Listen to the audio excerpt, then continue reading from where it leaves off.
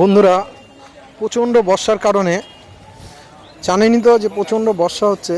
এই বর্ষার কারণে মানে সবজি গাছপালা বা সবজি গাছগুলো যে পরিমাণে মরে যাচ্ছে, তাতে সবজির কি দাম, মনে হয় এর চেয়ে সোনার দাম বেশি। এরকম লঙ্কা থেকে, পটল থেকে, আপনি কাঁকরোল থেকে এই বরবটি বা আপনি যে সবজি বলুন না কেন, এই সবজির এখন প্রচণ্ড দাম, যা হাত লাগানো যায় না।